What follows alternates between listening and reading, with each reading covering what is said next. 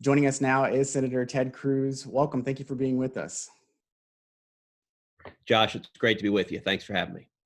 Now, Senator, the president put you on his list of potential Supreme Court nominees. Back in 2016, you said you weren't interested in the High Court. Has anything changed since then? No, nothing's changed on that front. It is an immense honor for the president to have that level of confidence in me. Serving on the court is extraordinarily important. And I've spent much of my adult life fighting to defend the Constitution, fighting to defend the Bill of Rights. That being said, I intend to continue doing so right where I am now in the U.S. Senate, representing 29 million Texans.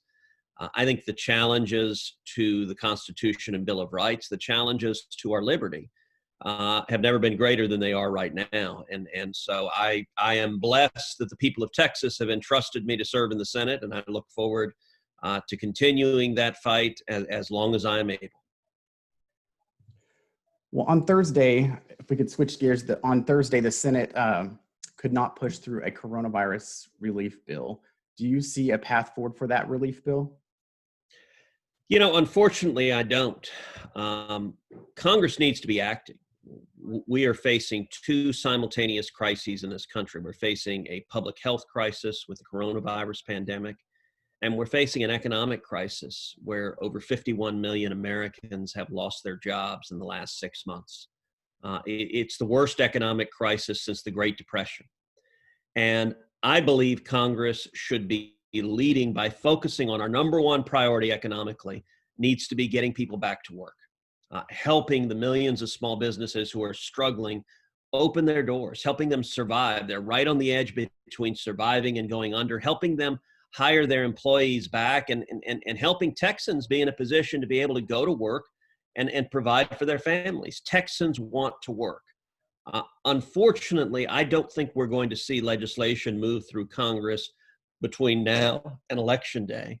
And the reason is that Nancy Pelosi and Chuck Schumer have made a political determination that they don't want a deal. They don't want anything to pass. And the reason I believe they've done that is that they have concluded that maximizing economic pain is in their political self-interest. And if we get to November 3rd and there are millions and millions of Americans who are alone and broke and unemployed and pissed off, I think they believe that benefits Joe Biden. I think that's a profoundly cynical way to approach it. Just yesterday, every single Democrat filibustered passing an additional relief bill. I think that was a real mistake, but unfortunately, I think the political gamesmanship that we're seeing from the Democrats is going to continue from now to Election Day. If at some point there is a path for some type of relief, would you support another round of stimulus checks? You know, I don't think that the checks are the right solution. What I think our focus should be is on recovery. I introduced this week legislation called the Recovery Act. And what it's focused on is bringing jobs back, reopening the economy, helping restart the incredible engine that is the American free enterprise system. And it focuses in particular on reducing taxes and reducing job-killing regulations on small businesses so that they can open, so that they can survive.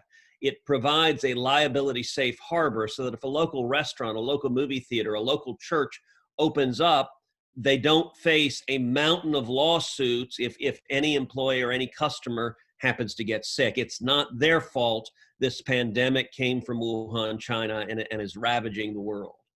It also includes strong incentives for more testing. One of the keys to getting back to work is that we have to have more testing. We have to have people confident that they're safe and their families are safe. And so my legislation, the Recovery Act, includes federal tax credits for employers to regularly test their employees so that you have a sense of confidence and safety. And what it also includes in particular is a focus on kids. You know, there are 56 million school kids in America. And right now, far too many of them are stuck at home. I'm home right now in my living room.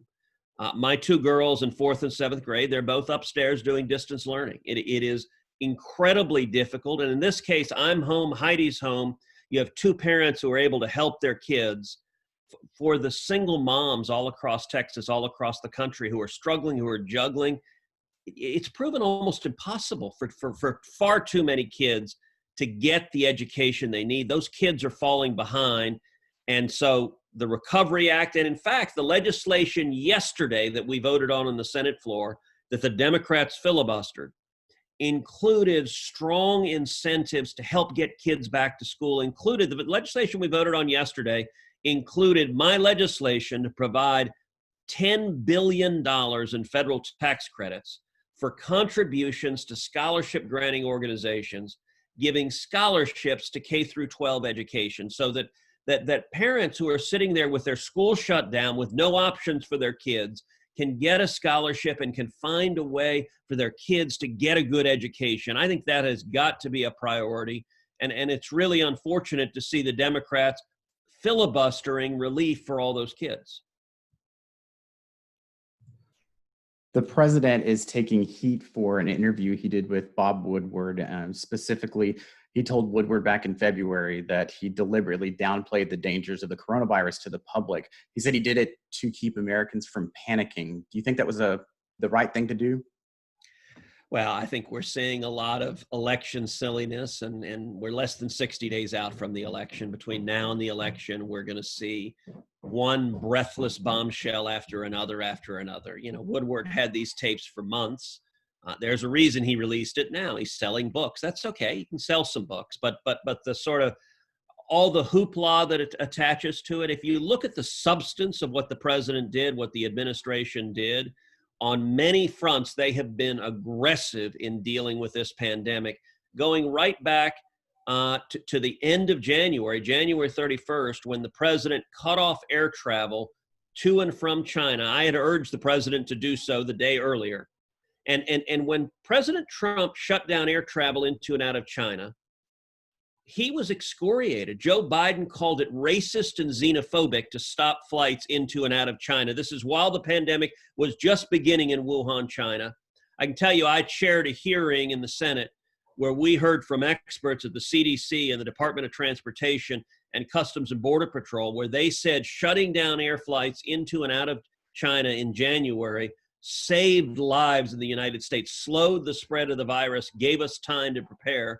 And so I think there's a lot of noise to try to sell books, but at the end of the day, we've seen an extraordinary whole of government response to fighting this pandemic. But again, was it right to downplay the virus at that point? Listen, there are lots of things the president says that I don't agree with, and I wish he didn't say. He communicates in a different way I do. I suspect he communicates in a different way than you do. I think the urge to avoid panic is a reasonable urge. That's something in any public policy crisis. You don't want to create panic. You want people to prepare reasonably and to be safe, but creating panic is a bad thing. And so I think most of the reaction to this is politics because we've got an election 2 months from now. I'll tell you what my focus is on substance. My focus is on stopping this pandemic, slowing the spread. And we've taken extraordinary steps to slow the spread and keep people safe, particularly those who are really vulnerable to this disease. But secondly, the urgency we need. I frankly wish all the Democrats and all the media reporters who are hyperventilating about this Bob Woodward tape would have a fraction of that energy and a fraction of that urgency for getting people back to work, a fraction of that urgency for getting kids back to school. I think millions of Americans are hurting, and much of Washington is engaged in a political circus. You know, along with the coronavirus, another big issue with the election season is defunding police. It's been growing on the campaign trail talking about that. The president has weighed in. We've seen Governor Abbott weigh in. Local leaders say it's their job to make decisions about policing. What's your take? Should Congress or the states get involved? I think defunding the police is a terrible idea, and it's a really radical and extreme idea. I mean, you think about it, if a couple of months ago, I'd sat down with you and done an interview, and if I had told you the Democrats want to defund the police, Josh, frankly, you would have laughed at me. You would have said, oh, come on now, Ted, that's a little extreme. They're not out there. Nobody's advocating that. Well, I mean, that's exactly where they are. That their response, we're seeing it all across the country. We're seeing it in Minneapolis. We're seeing it in Portland. In New York, the mayor is pushing to cut $1 billion from the NYPD. And sadly, we're seeing it in Austin, Texas, where the city council wants to cut $150 million, a third of the police budget. And that is a terrible idea. The consequence of it will be a lot more violence. And we're seeing violent crime skyrocketing in cities across this country. And, you know, the people who are advocating this, the slogan that you see emblazoned on every NBA court right now is Black Lives Matter. And as a proposition, that is unequivocally true. Yes, Black Lives Matter, unquestionably. If you abolish the police, many, many more Black lives will be lost. If you abolish the police, if you stop protecting high crime, low income neighborhoods where sadly most of the violent crime occurs, we'll see more murders, more sexual assaults, more violent assaults, more robberies, and we're seeing that right now. So this is a policy that will result in more Black lives being lost, more Hispanic lives being lost, more white lives being lost. It's a terrible policy. And instead, what we need to be doing is strengthening the police, standing with the men and women of blue. I am proud to stand with law enforcement. Now, importantly, standing with law enforcement doesn't mean that everything every police officer does is always right. What occurred in Minneapolis with George Floyd was horrific. We all saw that video. There's no legitimate law enforcement purpose for an officer to put his knee on the neck of a person who is handcuffed and restrained and not posing a threat for nearly 9 minutes. And there is a reason those officers are being criminally charged, because they broke the law. The answer to those individuals breaking the law is not to try to defund and abolish police departments all across the country, which only endangers more lives and makes all of us less safe. I think this issue is an example of how the Democrats, unfortunately, are getting more and more extreme and out of touch with Texans and with Americans across the country. Senator Ted Cruz, thank you so much for being with us. Thank you, Josh.